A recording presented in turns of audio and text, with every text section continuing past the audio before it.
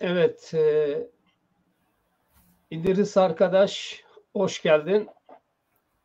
Hoş bulduk abi. Evet, memleketi özlemişsin de herhalde. Kardeşlerini, eşi, dostu. Tabii ki özledik abi. En çok da köyümü özledim abi. Köyünü özledin. Köyün Evet, evet. neresiydi? Ben Bingöl, bizim köy Gencebağlı. Bingöl Gencebağlı ama biz Solhan'da yaşıyoruz. Evet, Harun Evet. arkadaşa da selamını söyle özelde görüşürsen. Aleyküm selam abi. Sağ olasın.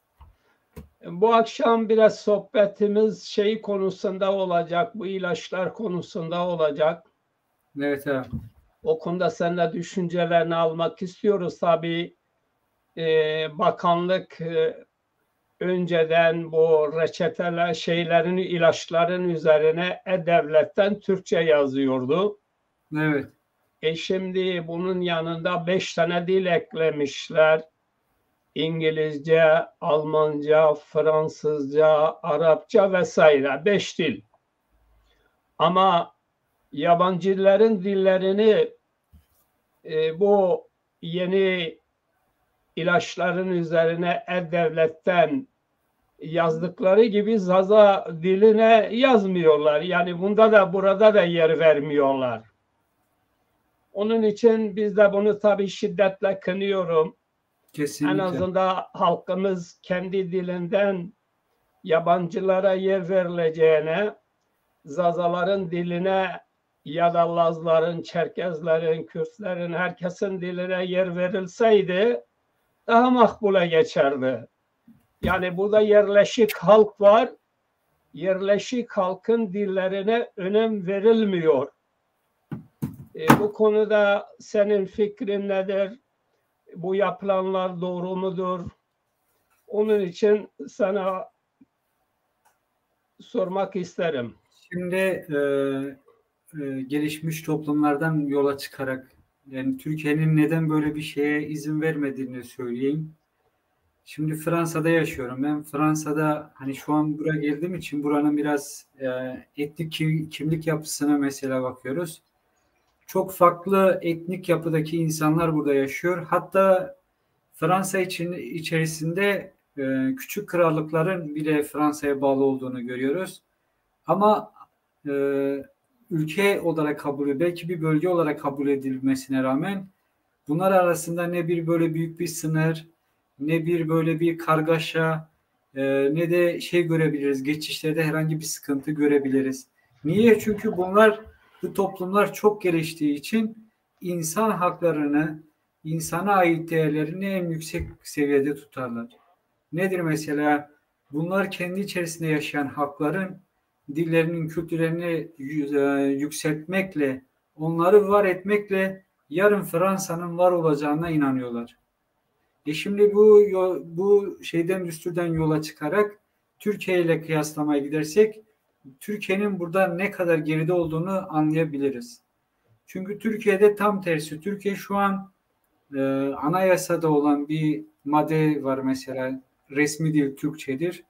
Oysa etnik halkın kendi dilleri de mesela birer dil olarak kabul edilip onlara saygı gösterip yarın Türkiye tarihi için, Türkiye'nin geleceği için bu dillerin oluşu Türkiye'nin de gelecekteki değerlerine faydası olur gözüyle bakıp onları yükseltebilirdi.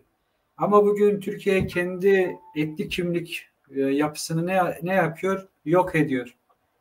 Ve e, dediğin gibi mesela ne olsun? Belki de bunu bir tehlike olarak gördüğü için İngilizce olsun, Arapça olsun, Fransızca olsun bu dilleri görüyor. Niye? Çünkü onlar da biliyor Türkiye'de Fransız yaşamaz, İngiliz yaşamaz. Yani Rus da yaşamaz. Ya da yani Araplar var da Araplar da şimdi onlar da çoğunlukla bu tür şeylere pek önemsemezler yani. Ama bir Zaza dili olsun, bir özellikle bu yok olmakta olan diller için böyle bir şeyin varsayılması oradaki o etnik kimlik yapısına sahip milletler için bir gurur kaynağı olurdu. Ama gel gör ki işte bir korku olduğundan dolayı böyle şeylere hep engelleniyor yani. Yani şimdi Bingöl'den yaşlılardan özellikle kadın kesiminden Evet, insanlar Türkçe bilmezler, İngilizce kesinlikle, bilmezler, Fransızca bilmez, Arapça bilmez. Bunların bildikleri tek dil Zazaca kesinlikle, dilidir. Şimdi o kesinlikle. kadın reçetesiyle gider ilaç alacak ama o ilaçların üzerinde 6 yabancı dil var. Önce de bir tane vardı. 5 tane Evet. daha sisteme eklediler. 6 dilden yazı bulacak. Bunları anlamayacak. Ne olacak bu kadının durumu, bu insanın durumu sizce?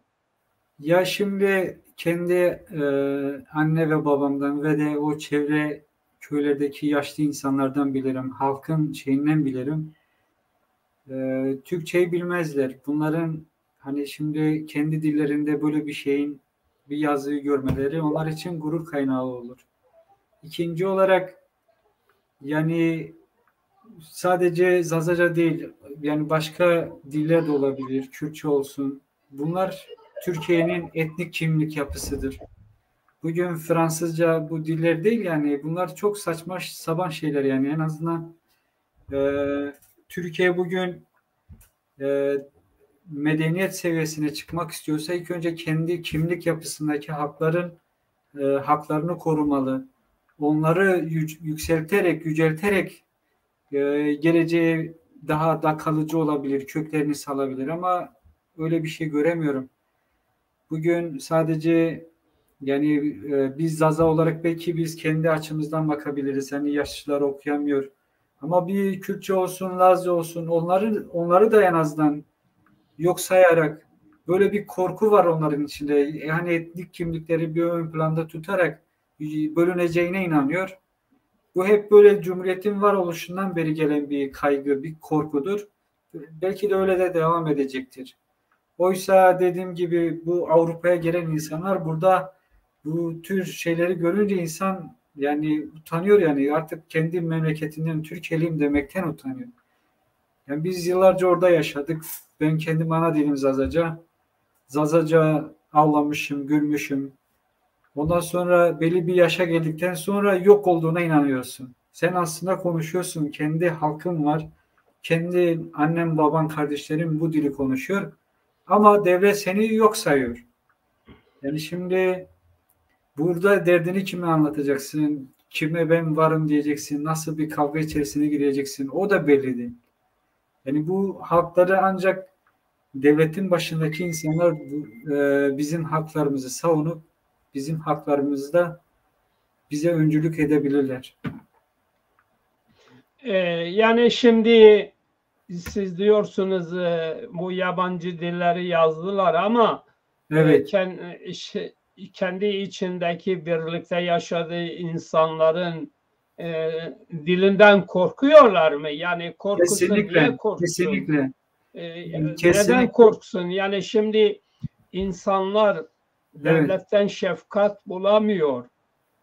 Yani dilleri yok sayılıyorsa Evet. aslında korku buradan başlıyor. Yani devletten uzaklaşıyor. Bir anda da böyle düşünmek lazım. Ama neden bunu yapıyorlar? İngilizce, Almanca, Fransızca, Arapça bunlara yer veriyor. Burada var emin ol ki belki Almanlardan turist olarak gelenler e, ya da Fransızlardan turist, Amerikalılardan turist olarak gelirler. Bunlar yarın çeker giderler. Ama Kendi buradaki şahsında kalır. Doğru. insanların dillerinden korkmaları yani devlete ne kazandıracak? Ya bu Türkiye tarihinde olan bir şey. Türkiye'nin kurulmasıyla mesela bunu biraz da Osmanlı tarihine götürürsen kendi içerisinde barındırdıkları etnik kimliklerin isimlerini söylemekten de hiç çekinmemişler. Yani hatta Kanuni'nin mesela mektubu var. İşte Kürdistan bilmem şu Azerbaycan bilmem Ermenistan bu tür söylemleri söylemekten hiç korkmadılar ve bunlar 700 yıllık bir kültür, bir medeniyet böyle bu süre zarfında yaşadı. Şimdi Türkiye tarihiyle bir korku aslında oluştu. Çünkü koskocaman bir toprak parçası gitti, yerine çok az bir şey kaldı. Yani şu an Türkiye'nin coğrafyasını, Türkiye toprağını Osmanlı'yla kıyaslarsak neredeyse %90'lık bir kayıp var. Şimdi bu %10'luk kesimi de kaybetmemek için ne yapıyorlar? Türkiye tarihinde kendi şu an Türkiye topraklarında yaşayan halkları asimile etmek istiyorlar. Asimile. Şimdi bu da Cumhuriyet'ten sonra başladı. Ve ondan sonra yıllarca yok sayıldı zaten. Türkiye'de mesela Lazlar bombalandı, Kürtler bombalandı, Zazalar yok edildi. Zazalar Dersim'de bir sürü yerde katliamlar yapıldı. Hep de bu insanları dizginlemek için, kendi içerisinde bulunan etnik kimlikleri yok etmek için. Şimdi bu Cumhuriyet döneminden gelen bir şey.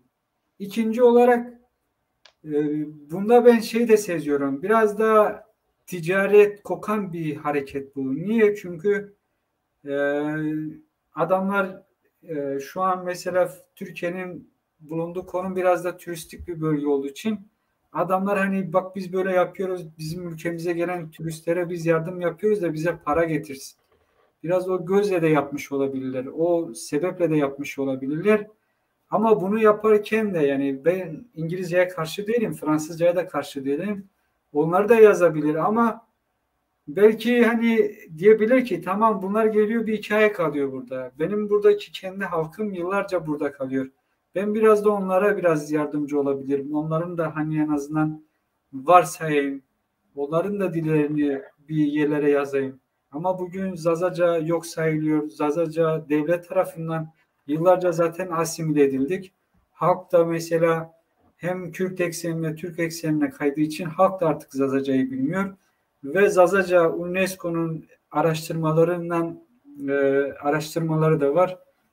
Kayıp diller arasına girdi. Birkaç yıl sonra belki bizler de hani bu son Zazaca bilenler de biz gidersek bizden sonra Zazaca konuşan milletler, insanları bulamayacağız.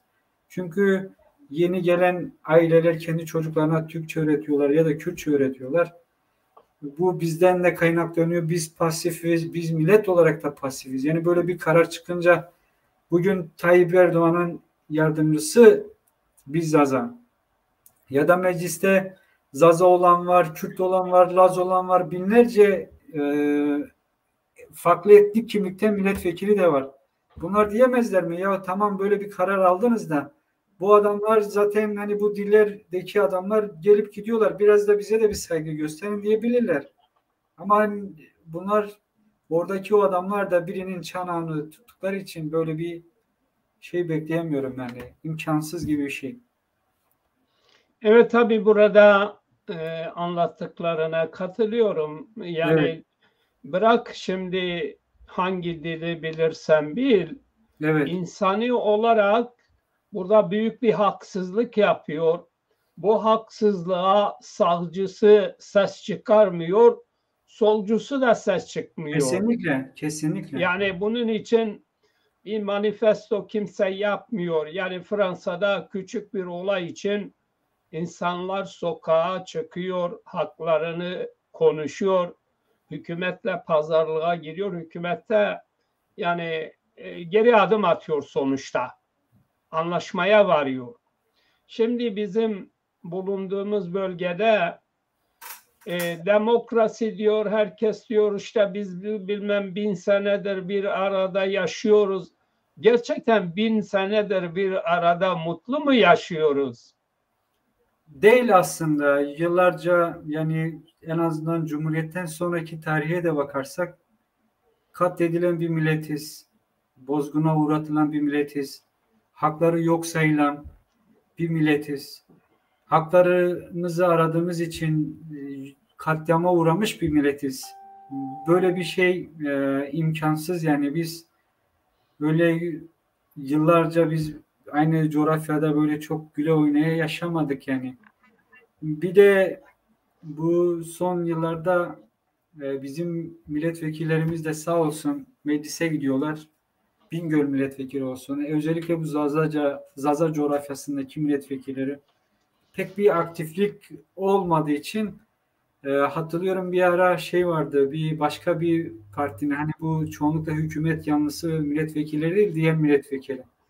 Bingöl Evet. milletvekillerini eleştirmiştir. Çünkü Bingöl o bölgedeki milletvekillerin hani hizmet gidemediği için hükümet ne dese bunlar da kafalarını sallıyorlar. Pek bir hizmet gidemediği için diğer illerdeki milletvekilleri Bingöl'ü savunmak zorunda kaldılar. Öyle söyleyeyim. Çünkü o kadar pasif milletvekilleri, öyle söyleyeyim. Biz de bunlardan şey bekliyoruz. Yani biz, yani açıklamam genellikle şöyle olsun, öyle diyeyim. Biz onlardan çok şey bekliyoruz ama onlar normal şeyleri bile yapamıyorlar. Biz onların hani bir aslan gibi bir şey yapmasını bekliyoruz ama onlar bir kedinin bile yapamayacağı şeyler yapıyorlar. Hani bir kedi kadar bile aktif değiller. Biz onlardan bir aslanın yapması gereken şeyleri bekliyoruz. Yani bu bizim aydınlarımız olsun, siyasetçilerimiz olsun, gerekirse Zaza halkı da olsun. Bu ben de dahil. Bu anlamda biz çok pasifiz. Çünkü biz normalde bir aslan olup kendi haklarımızı kimseye yedirmezken biz bir kedi gibi, yani bir kedinin bile bu konuda yapamayacağı şeyleri, basitteki şeyleri yapabiliyoruz. Çok pasifiz yani bu anlamda. Evet, siz de biliyorsunuz, daha önce de tabii parlamentoda kayıtlara Zazaca dili X olarak girdi. Yani Evet, X dildir, bilinmeyen dildir. Emin, ama yerine geldiği zaman herkes diyor ki işte ben Zazaca'yı biliyorum, Zazaca evet, konuşuyorum. Ya bu Zazaca'ya ne kadar sahip çıkıyorlar, bunu düşünmek lazım. Tabii diğer bir yanda bizim Zaza adından birçok işte dernekler de oluşmuş. evet. Bu dernekler bize karşı diyor biz sahadayız diyor. İşte bekleyin bekleyin biz gürleyeceğiz. Hep Yani de sunuyorlar bunu ama pek bir şey göremedik yani. Bugün ben Zaza Federasyonu var. En azından onlar bizi duyuyorlarsa onlara seslenelim. Yani bu, evet, Zaza dernekleri var, federasyonu var, partimiz var, bir sürü şey var. Seçim zamanında bizim federasyonlar böyle önemli şeyler olduğunda bulamazsın bunları. Niye? Çünkü bunlar bir yerden, ben hep de söyledim, daha önce de söyledim. Bunlar bir yerden ceplerini dolduruyorlar. Bunların amacı kesinlikle Zaza davası değil. Partiye bakıyorsun, siyaset zamanında, seçim zamanında yoklar. Diğer zamanlarda bunlar esip gülüyorlar. Ya biz Zaza Partisiyiz, şöyleyiz, böyleyiz. Asıl böyle şeyler şimdi hayatta, insan hayatında bazen bu bir insanın hayatı da olabilir, bir milletin hayat şeyi de olabilir, oluşum sürecinde de olur. Bazen pik noktalar vardır. Pik zamanlar diyelim. Sen orada bir oluşum gösterirsen başarırsın, birden patlarsın. Sen o zamanlarda kendini pasif olarak gösterirsen sen hiç olursun, yok daha da dibi görürsün. Bugün Zaza Partisi seçim zamanlarında seçime girmez, herhangi bir oluşum içerisine girmez, siyaset namına bir şey yapmaz. Seçim bitti mi bizimkiler yeni teşkilatlanmaya girerler. Zaza Federasyonu'nu düşünelim. Şimdi bunlar da sözde Zaza haklarını savunuyorlar. Böyle bir karar çıkmış. Yani eğer gerçek Zaza milliyetçiliğine sahiplerse bunlara bir tepki gösterebilirler.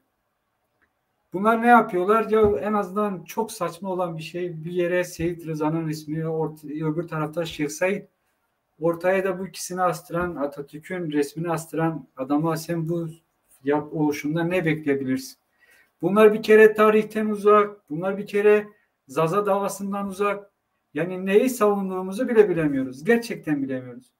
Yani biz bu anlamda kişisel olarak biz kendimizi eleştirmeliyiz. Ya biz bu halka, tamam, biz bu öncülük edeceğiz de savunduğumuz tezler bu milletin tarihine uyuyor mu?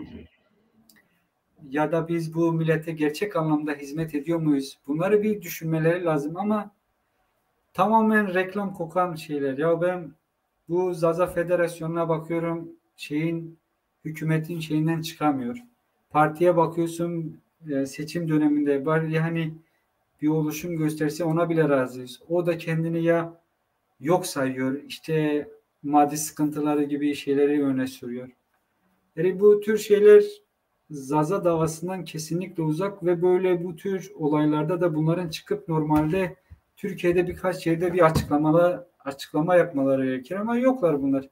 Peki bunlar daha ne işe yarıyorlar ben anlayamadım. Bunlar acaba hani bu Zaza Federasyonu olsun, bu Zaza Halk Partisi olsun, Dezapar olsun. Bunların artık bu olaylar dışında bu millete, Zaza halkına ne gibi faydası olacak? Eğer böyle zamanlarda yoklarsa. Hani biz artık hani neyi bekliyoruz? Seçim zamanında yokuz. Bizi yok sayıyorlar, yokuz. Ondan sonra diyoruz ki biz Zaza davasını savunuyoruz. Bence biz bu konuda biraz eksiyiz yani. Ya da ne savunduğumuzu bilmiyoruz öyle söyleyeyim. Evet. Bir de tabii Zaza Federasyonu, Zaza Partisi'nde bahsettin. Parti Evet. ve federasyonun dışından da yani bazı iddialarda bulunan insanlar da var. Yani başka Evet. dernekler de var. Onlar Hepsi, da hepsi. Ben hepsini kastediyorum. Ben hiçbirini ayırtmıyorum. evet, Çünkü onlar hiçbir faaliyet göstermeden evet, yani bu yapılanların %1'ini bile yapmadan biz evet, diyor şöyle yapıyoruz, böyle yapacağız, bekleyin diyor. Milleti uyutmaya çalışıyorlar. Yani bir çocuk doğarken sağlıklıysa evet. sonuçta sağlıklı büyür. Ama bir çocuk Kesinlikle. sakat doğuyorsa Evet, sakat olarak kalır. Şimdi bu federasyon ve partinin dışından da bazı kendine dernek diyen insanlar var. Bunlar evet, sakat olarak doğdu. Yani hiçbir faaliyet göstermeden, elini hiç taşın altına atmadan evet. milleti kandırmak için büyük iddialarda bulunuyorlar. İşte onlar da sahadayız diyor. Şimdi sahadaki adam güreşir. Kesinlikle. Yani Kesinlikle. pehlivan olan insanlar sahada ise güreşir. Futbolcu Kesinlikle. ise futbolunu oynar. Bunlar sahada izliyor. Bir Ama de yok. ayrım yapıyorlar yurt içi yurt dışı. Bu sahada olan iddialarda bulunan her gün boy boy resimlerini koyuyorlar. Biz işte bekleyin şunu yaparız bunu yaparız ama sakat çocuk gibi sakat kalacaklarına inanıyorum. Çünkü bunların oluşumu yani eşyanın tabiatına aykırı. Doğru bir çizgiden odaklanmadılar, gelişmediler. Hatta Diyarbakır'da bir dernek vardı, çabalayan bir dernek, bir dergi yıllardan beri bunu bile yüzüstü bırakıyorlar. Buna destek olamıyorlar. Yani bunlar da zannediyorum ki bu federasyonun görüşü gibi Evet. sadece eylem yok söylem olacak, söylemleri olacak. Bu da tabii not olarak kalacak. Durum bu şekildedir. Yani birlik beraberlik diyorlar.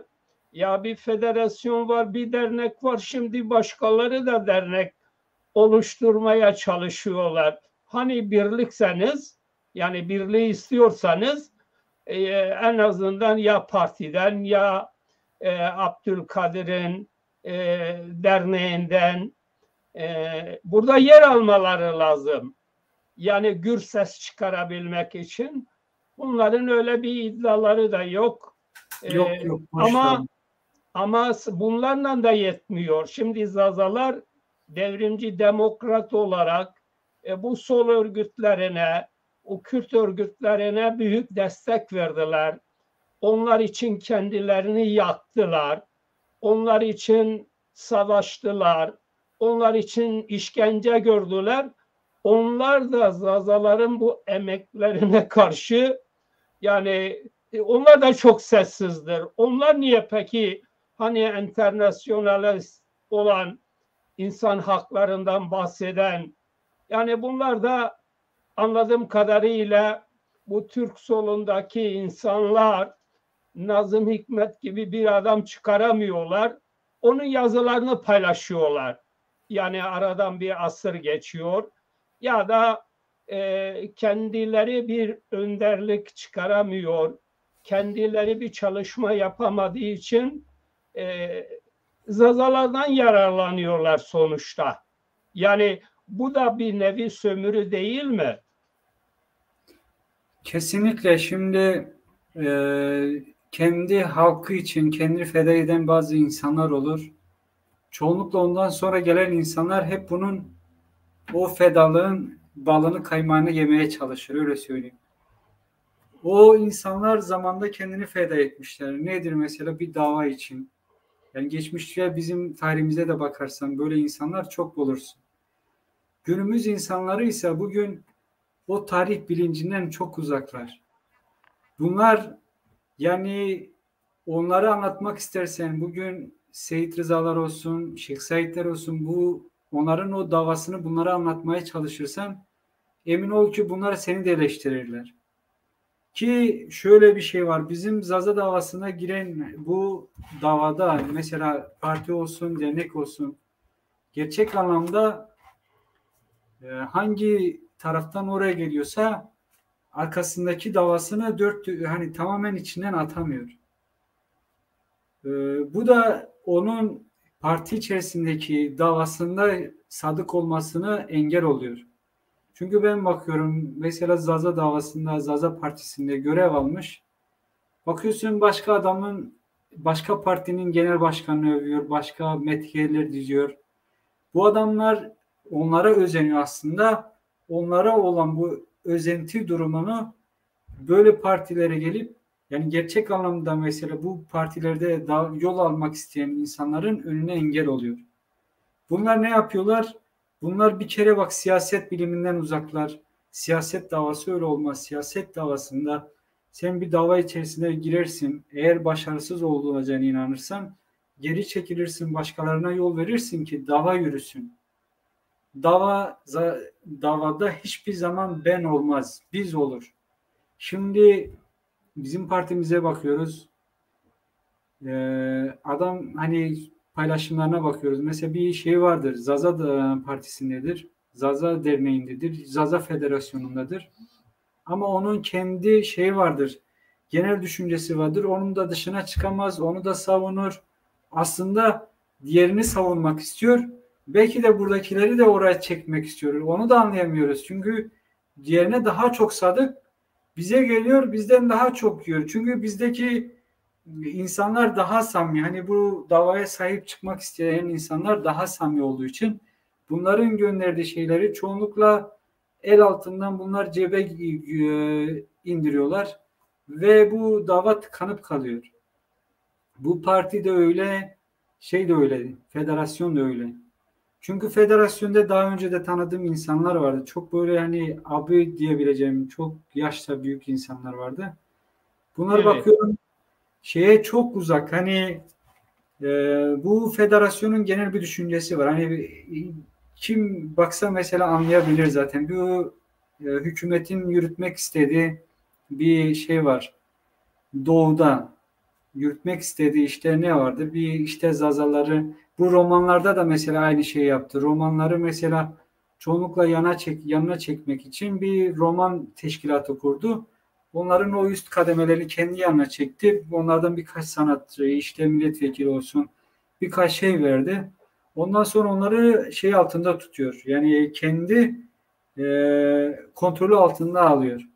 Zazaları da bu sistemle kontrolün altına alma sistemi de federasyondur. Federasyon bugün hükümetin hiçbir zaman dışına çıkamıyor. Yani bugün bir söylemi olsun ki mesela AK Parti'nin en azından bu yanlışlığı olsun. Ya diyelim ki uyudular, duymadılar. Bunlar yattılar ya da gece yayınladılar. Hani o kadar çok zamansız bir şeyde yayınladılar ki kimse duymadı. Ya bu duydular bunu. Bari çıkıp bunu eleştirsinler. Yani hiç Zaza davası adına bu insanlarda böyle bir e, eleştiri, bir şey hiç duymadık, görmedik. Bu da zaten bizim onlara karşı işte duruşumuzu da belli ediyor. Biz bu davaya kalkarken bizim de elbette ki bir düşüncemiz, siyasi düşüncemiz falan vardı. Ama ben bu davaya kalkışırken Zaza davasına ben onların hepsini mezara gömdüm. Çünkü benim asıl davam Zaza davasıydı. Benim aslında gerçek davam Zaza'ydı. Ben kendime yakın böyle bir siyasi ulaşım görmediğim için belki o tarafa biraz kaymış olabilirim ama gerçek bu davayı gördüğüm anda ben o diğer davaların hepsini toprağa gömdüm. Niye? Çünkü eğer kendini bu davaya adamak istiyorsan gerçekçi olmalısın. Tarih bilincine sahip olmalısın ve bu tür konularda biraz daha çok öznel bir şeyle düşünmen gerekiyor. Hani her şeyi anlayabilecek, tek taraflı düşünmeyecek bir yapıya sahip olman gerekiyor ki yol alasın. Bize bakıyorsun adam gelmiş, HDP'den gelmiş mesela bize bitmiş daha HDP'nin paylaşımlarını yapıyor, HDP'nin şeyini yapıyor. Bizde bu konuda bizi uyaran abilerimiz olduğunda biz onları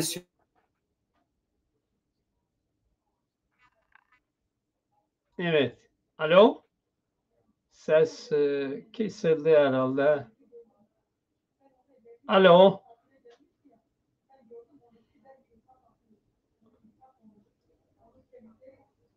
Evet, arkadaşımızın sesi kesildi ne yazık. Bekliyoruz. Alo?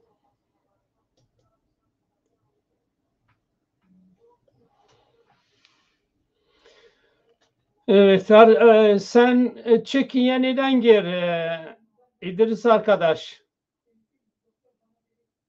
Evet, İdris de değerli bir yoldaşımız. Uzun yıllardan beri, öğrencilik döneminden beri tanıyoruz. Bugün tabii daha farklı bir konumda. Zaza davasını enine boyuna herkesten fazla kimin bu konuda samimi, kimin bu konudan samimiyetsiz olduğunu iyi tespit eden, iyi bilen bir kardeşimiz. Evet, donmuştur resmi. Şimdi biraz da yayına katılır. Evet, bu nereden geldi? Bakalım.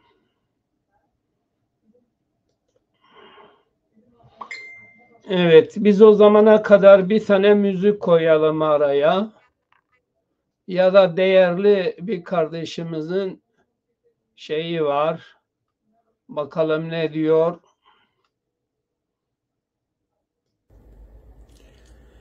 Ez nuştoğe şarde zazayan koyo berzan. Suka sörege devda mehteli rayan.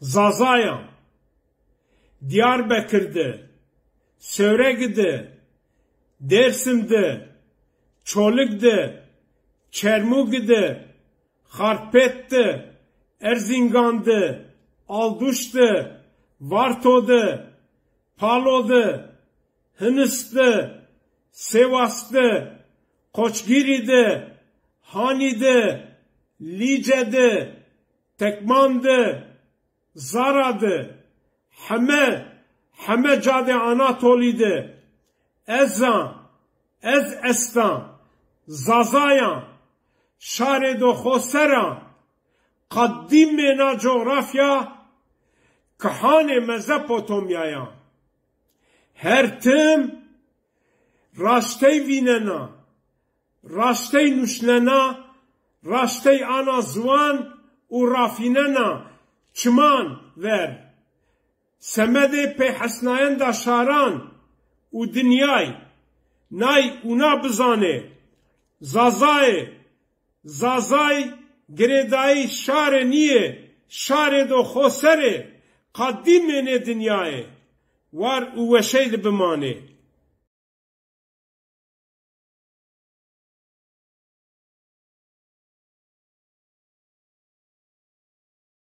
Zaza halkına ve dünya halklarına rehber olmaya devam ediyor.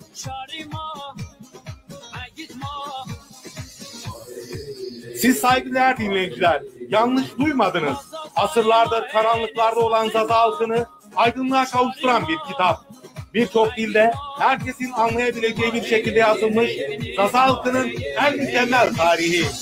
Hey Zazalar, tarihinize, hafızanıza ve benliğinize sahip çıkın. Evet, arkadaşımızın şarjı bittiği için yayına gelemedi. Özelde bir arayalım, bakalım durumu nasıldır. Aha. Alo? Alo. Ha, buyurun. Abi ya bilgisayar hata verdi ya. Bilgisayar kapandı. Şu an bile kapanıyor. Tamam, olsun o zaman. Bu yayınımızı burada sonlandırırız. Başka zaman gene yayın yaparız. Tamam abi. Bilgisayar kendiliğinden kapandı. Hata verdi. Ben şok oldum yani. Daha önce böyle bir şey vermemiştim. Olabilir. Sorun değil. Başka zaman gene birlikte yayın yaparız. Saygılar, sevgiler diliyorum. Sağ olasın abi. Teşekkürler. Sağ olun. Oldu. Siz de sağ olun. Sağ olasın. Evet, arkadaşımızın aletinden biraz sorun çıkmış. Onun için başka zaman tekrar İdris kardeşimiz bize yakındır. Birlikte yayın yaparız. Evet, tekrar yeni gelen kardeşlerimiz için tekrarlamakta yarar var. E-Devlet, E-Reçetem sistemine 5 dil daha eklendi. Daha önce Zazaca'yı inkar ettikleri gibi, yok saydıkları gibi bu sisteme de Zazaca dilini dahil etmediler ve bu dahil etmeyen bakanıdır, başbakanıdır, bir cumhurbaşkanı kim olursa olsun hepsini şiddetle kınıyoruz. Bunun hesabını er geç onlar verecekler. Kolay da değildir. Zaza halkına zulmetmek, Zaza halkını bu şekilde yok saymak kimsenin haddine değildir. Yayınımız burada son buluyor. Demek istediğimiz şudur ki Zaza toplumu uyuşuk bir toplum olmaktan kurtulmalı. Yani uyuşturulmuş bir Zaza toplumu var. Türkleştirilmiş bir Zaza toplumu var. Kürtleştirilmiş bir Zaza toplumu var. Onun için Zazalar yeterince bugün alanlara inemiyor, alanlarda kendini ifade edemiyor ama bu çalışmalar sonucu kim ne derse desin bizim halkımızı aydınlatma sürecimizi devam ediyoruz. Zaza tarihçileri bizimle birliktedir. Zazaca sanatçılar ZTV'de, Zazaca üzerine çalışma yapanlar, şairler, hikaye konuşanlar, hemen hemen dik duran, sağlam duran, doğru bir politikayı izlemek isteyen tüm Zazaları bu yayınımıza davet ediyoruz. Hepinizi saygıyla selamlıyorum.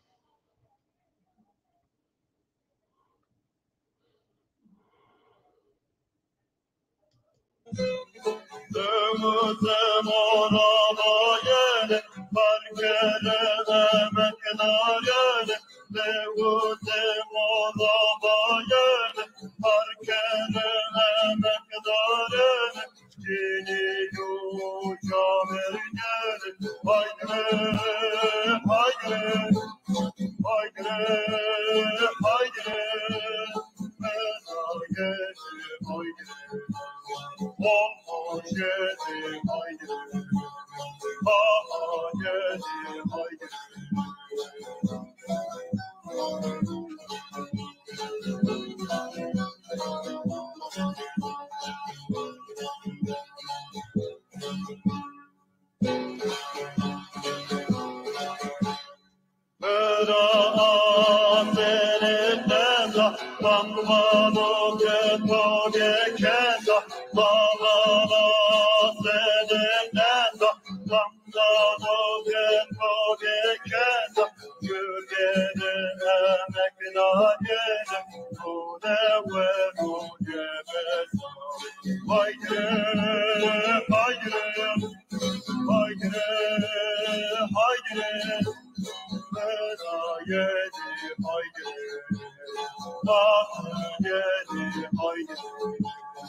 baba gelir haydi.